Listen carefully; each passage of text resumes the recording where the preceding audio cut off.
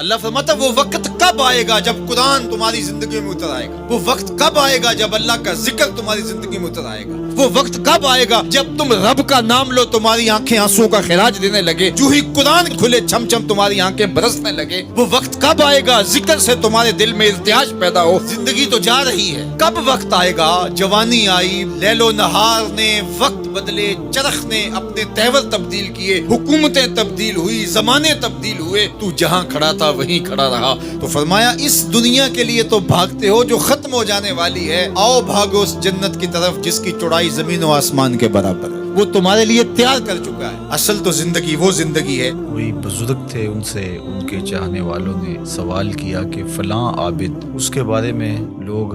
کوئی اچھی بات نہیں کرتے، تانا زنی کرتے ہیں، ان پہ بات کرتے ہیں، آپ ان کے بارے میں کیا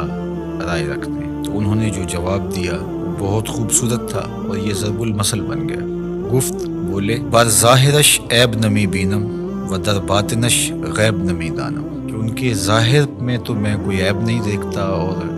جو ان کا باطن ہے، چونکہ ظاہر کے مطابق تمہیں گمان رکھنے کا حکم دیا گیا ہے، تجھے کھودنے کی، کریدنے کی اور اس کے معاملات میں گہرا غور و تفحص کرنے کی ضرورت نہیں ہے، اس لیے کہ جو محتسب ہوتا ہے اس کو گھر کی تلاشی نہیں لینی ہوتی،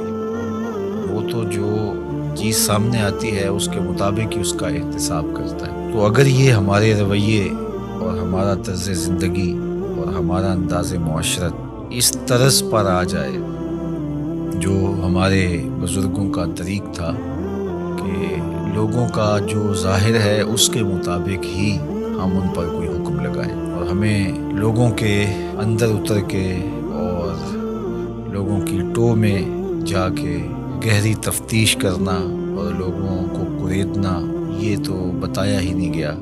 لا تجسسوا، ہمیں تو یہ کہا گیا ہے کہ تم جاسوسی نہ کرو۔ تو آج ہمارے جو رویے ہیں وہ بالکل اس کے برعکس ہیں، ہم وہاں تک اتر جاتے ہیں لوگوں کے حوالے سے اور بدگمانیوں کو پھر پالتے ہیں، اور پھر ان بدگمانیوں کے مطابق اپنا ذہن بیان کیا ہے کہ تم لوگوں کے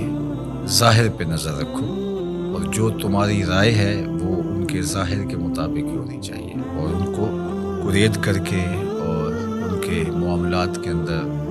بہت آگے جا کر کے ان کو تلاش کرنے کی کوشش نہ کرو۔ ہمارے صوفیہ نے ایک بڑی خوبصورت بات کی ہے، وہ فرماتے ہیں کہ اگر تمہیں عیب دیکھنے کا شوق آ جائے تو اپنے اندر اتر کے دیکھ لو،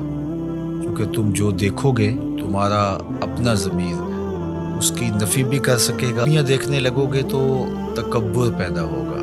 ریا پیدا ہوگی، اوروں کی خوبیوں سے ان کے بارے میں حسن ظن پیدا ہوگا جو نیکی ہے۔ تو جب خوبیاں دیکھنا چاہو تو پھر اوروں کی خوبیاں دیکھنے کی کوشش کرو،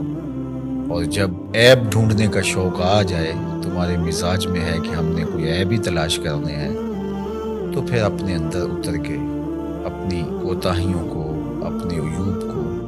اور اپنے اندر چھپی ہوئی خباثتوں کو تلاش کرو۔ جب ہم اپنے اوپر غور و تفحص کرنے لگ جائیں گے تو بہت ساری ایسی چیزیں ملیں گی کہ عمومی طور پہ ہماری نظر ان عیوب کی طرف نہیں بھی جاتی ہے، لیکن جب غور و فکر کرنے لگ جائیں گے تو بہت ساری چیزیں کھل کے سامنے آ جائیں۔ اللہ تعالیٰ جل شانہ ہمیں توفیقات نصیب فرمائے، ہم خیر کی راہوں پہ رہیں۔